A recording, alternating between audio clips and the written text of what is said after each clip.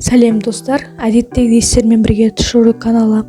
Жер сілкінісі түске кіру отбасыдағы өзгеріс болады деген сөзді білдіреді.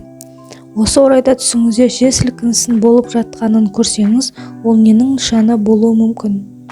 Жер сілкінісін көріп, оны сезіну өмірге деген көзқарасыңызды өзгерту туралы талап етеді. Жер сілкінісін сырттай бақылап тұру әлде бір хабарды алудың белгісі болуы мүмкін.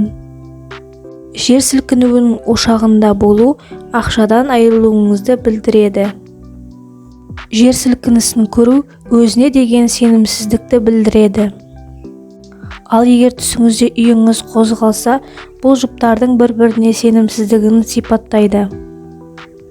Жер сілкінісін сезіну күйзеліс, қатты жер сілкінуі ауруға шалдығуын білдіреді.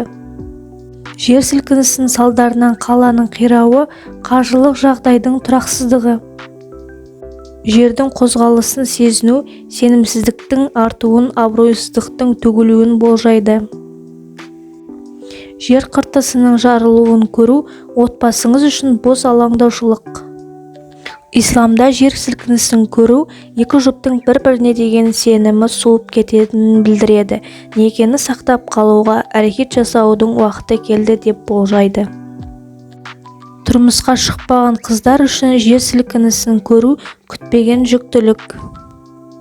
Жер сілкінісінің зардаптарын көру, мысалы қаланың құлауы, ұлтаралық араздықты қақтығыстарды болжайды.